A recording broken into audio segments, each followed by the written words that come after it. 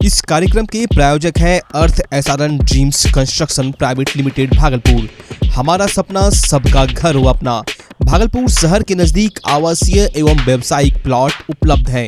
Festival offer, booking मात्र 51,000 में, साथ ही रजिस्ट्री फ्री। बिहार के जूनियर डॉक्टर यानी एमबीबीएस इंटर्न एक बार फिर स्टाइपेंड बढ़ाने की मांग को लेकर गोल बंद हो गए हैं और आज से अनिश्चितकालीन हड़ताल पर चले गए। भागलपुर के जवाहरलाल नेहरू मेडिकल कॉलेज अस्पताल सहित पूरे प्रदेश भर में सभी मेडिकल कॉलेज में जूनियर डॉक्टरों ने कार्य बहिष्कार कर दिया, जिससे ओपीडी में जहां सैकड़ों मरीजों की परेशानियां बढ़ गई, वहीं इमरजेंसी वार्ड में भी सीनियर डॉक्टरों पर दबाव बढ़ गया है। जूनियर डॉक्टरों का आरोप है कि पिछले 2013 से इंटर्न को महज 15,000 स्टाइपेंड मिलता आ रहा है, जबकि कई बार मांग पत्र देने और आंदोलन के बाद स्वास्थ्य विभाग की ओर से स्टाइपेंड बढ़ोतरी को लेकर आश्वासन भी दिया गया था, लेकिन 8 साल बाद भी स्टाइपेंड में बढ़ोतरी नहीं हुई है। ऐसे में अब काम कर पाना मुश्किल है। जूनियर डॉक्टरों ने साफ कहा कि इस बार आर पार की लड़ाई होगी। जब तक मांगे पूरी नहीं होती तब तक कोई भी मेडिकल कॉलेज में जूनियर डॉक्टर ड्यूटी पर वापस नहीं लौटेंगे। हड़ताली डॉक्टरों का कहना है कि हमारी आंदोलन जारी रहेगी। हड़ताल पर गए सभी जूनियर डॉक्टर 2016 बैच के हैं, जिनके हड़ताल पर जाने के बाद ओपीडी और सभी डिपार्टमेंट में घूम घूम कर कार्य बाधित करवा रहे हैं। जूनियर डॉक्टरों की मांग को जायज बताते हुए आईएमए ने भी इसका समर्थन कर दिया है। सरकार से अतिशीघ्र मांगों पर विचार करते हुए इंटर्न के स्टाइपेंड को 15,000 से बढ़ाकर 50,000 करने की मांग की है। हम लोग स्ट्राइक कर रहे हैं स्टाइपेंड को बढ़ाने के लिए। 6 साल से हम लोग का स्टाइपेंड नहीं बढ़ता है। वैसे मतलब 3 साल में बढ़ता है स्टाइपेंड, बट 6 साल से हम लोग का स्टाइपेंड नहीं बढ़ा है। मात्र 15,000 मिलता है हम लोग को, और हम लोग को night duty, evening duty, morning duty सब करना पड़ता है। लेकिन हम लोग को 15,000 मतलब एक बंधुआ मजदूर से भी कम ये पैसा मिलता है। इसीलिए हम लोग चाहते हैं कि बिहार सरकार हमारी मांग को पूरी करे, हमारा स्टाइपेंड कम से कम 35,000 करे, जो कि हम लोग इतनी महंगाई बढ़ गई है उसको लेकर के कम से कम कुछ तो हो पाए। 15,000 में हम लोग नहीं कर पाएंगे, इसलिए हम लोग स्ट्राइक कर रहे हैं। हम लोग को ऐसा बोला गया था, जब पहला बार स्टाइपेंड 13 बैच के जब ज्वाइन किया था तो उस टाइम बढ़ा था, और उस टाइम आश्वासन दिया गया था कि हर 3 साल पे हम आपका स्टाइपेंड राइज करेंगे। और हर साल ये मामला सिर्फ आज का नहीं है, ये पिछले 2 सालों से सिर्फ इसके नाम स्टाइपेंड बढ़ाने के नाम पे हमारे आदरणीय मंत्री मंगल पांडे जी, स्वास्थ्य मंत्री, और मुख्यमंत्री नीतीश कुमार जी के द्वारा सिर्फ आश्वासन दिया जाता है, बाकी आज तक 1 रुपया बढ़ाया नहीं गया है। जैसा कि ज्ञात हो कि सभी डॉक्टर्स पीजी की भी स्टाइपेंड बढ़ी है, यहाँ तक कि जूनियर रेजिडेंट के भी बढ़ी है वेतन, लेकिन इंटर्न को पिछले 4 साल से सिर्फ 15,000, जो एक दिन में सिर्फ 500 रुपये होती है। जो एक राज मिस्त्री में आपको ज्ञात हो तो बिहार में राज मिस्त्री की भी एक दिन का भत्ता 700 से 800 से 1,000 तक है, लेकिन हम लोग 24 घंटे तक ड्यूटी करते हैं और उसके लिए सिर्फ हमें 500 रुपये और इसके अलावा कोई मानदेय नहीं मिलता। भागलपुर के जवाहरलाल नेहरू चिकित्सा महाविद्यालय अस्पताल के जूनियर डॉक्टर अनिश्चितकालीन हड़ताल पर चले गए हैं। ओपीडी को बंद कर दिया गया है। जूनियर डॉक्टरों ने ओपीडी सेवा को बाधित कर दिया।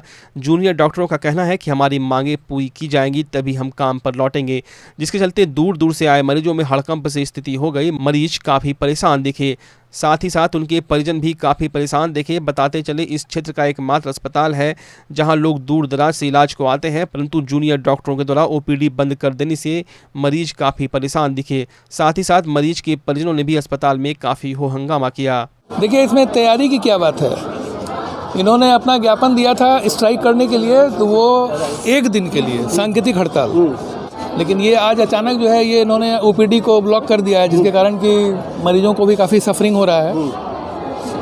तो मैंने इन्हें बताया कि आपकी मांग जायज़ है, ये मैं भी समझता हूँ, और सरकार को मेरे द्वारा भी सूचित कर दिया गया है, और आपने भी अपना जो संदेश सरकार को देना था वो दे दिया।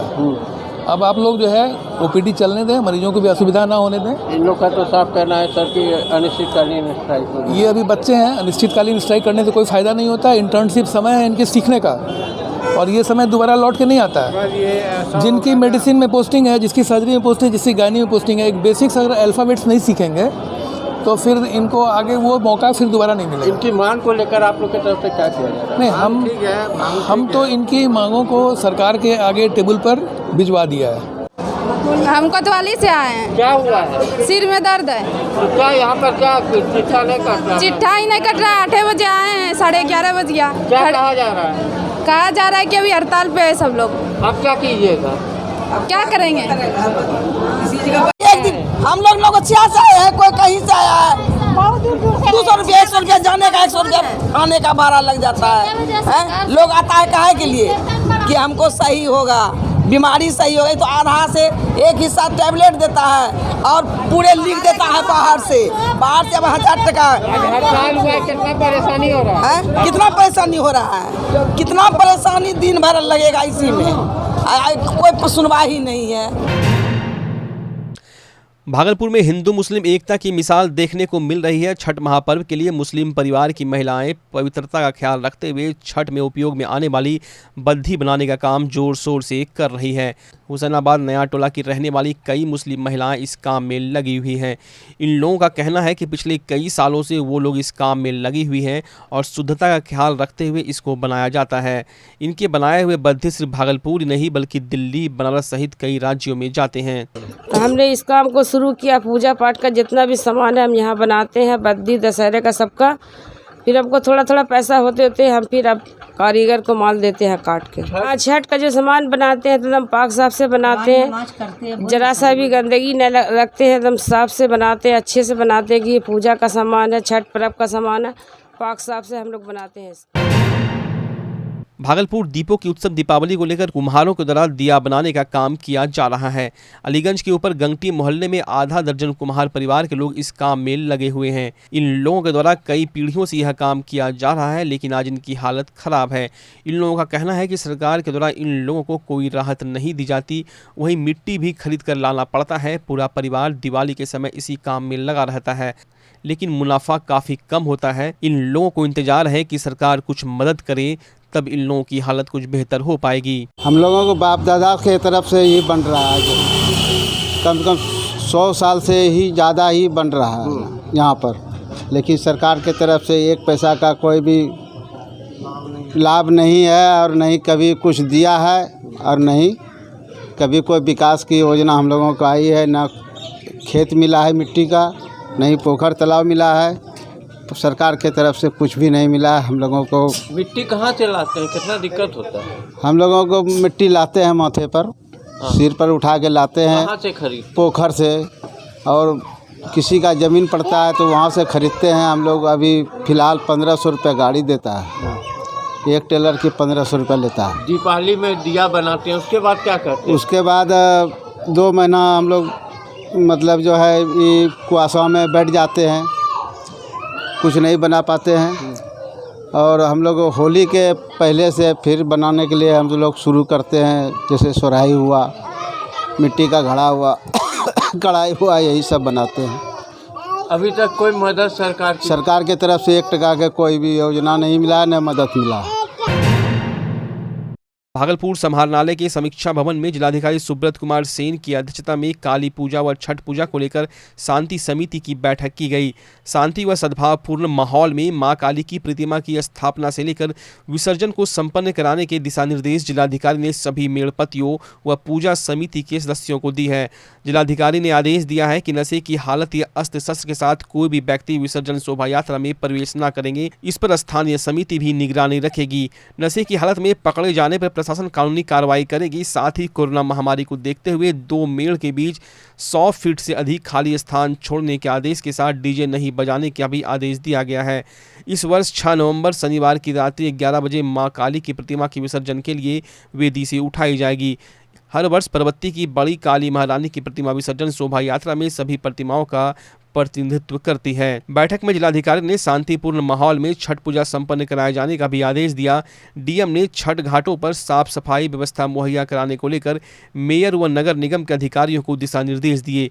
बैठक में मेयर सीमा शाह, एसएसपी नीता गुड़िया, एडीएम राजेश राजा, सिटी एसपी स्वर्ण प्रभात, सभी थानों की पुलिस, काली पूजा समिति के सदस्य व शांति समिति के सदस्य मौजूद थे।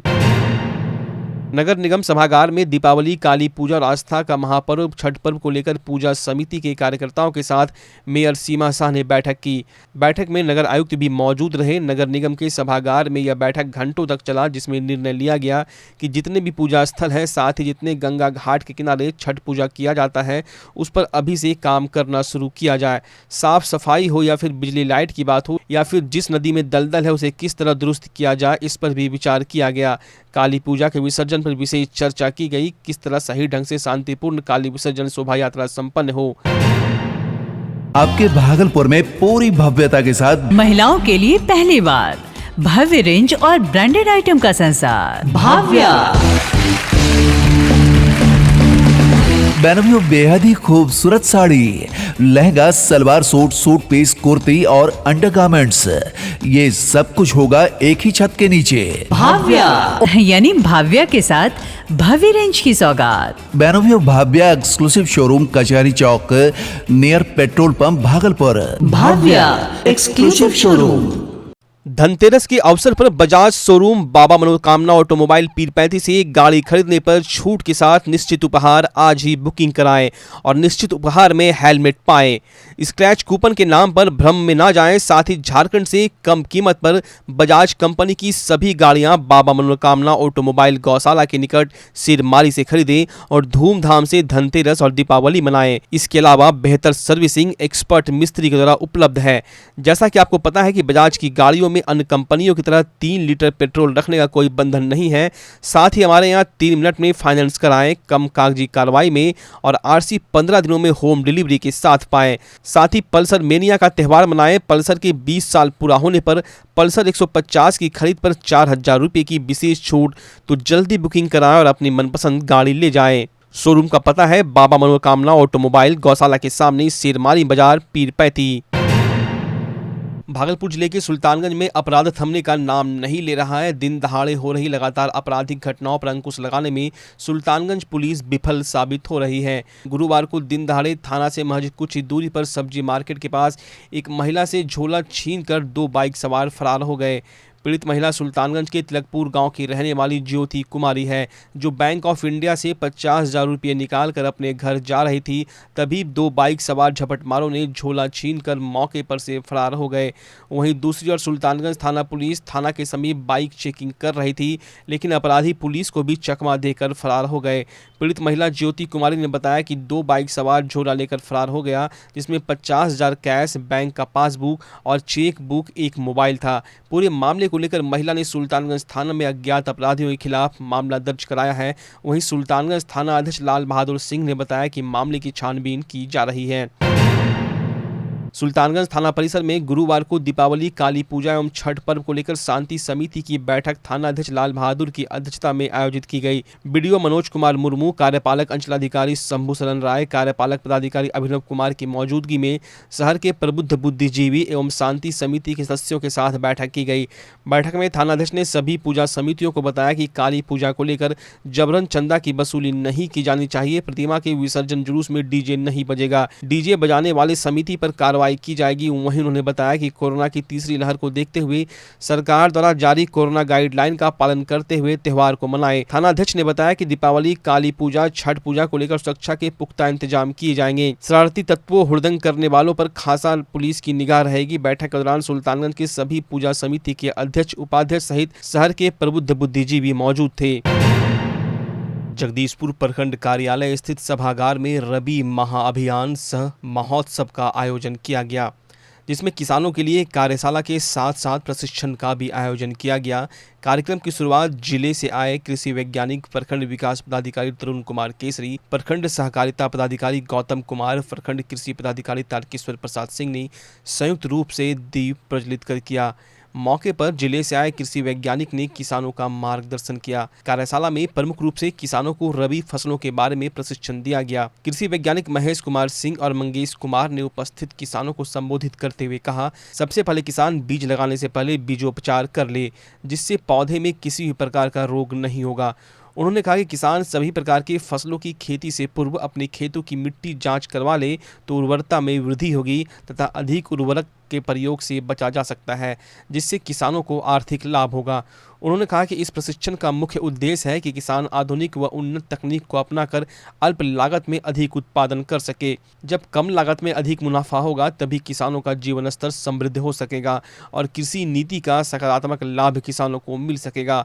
मौके पर प्रखंड भर के किसानों की उपस्थिति रही, जिसमें महिलाओं की तादाद पुरुषों से कहीं ज़्यादा देखी गई।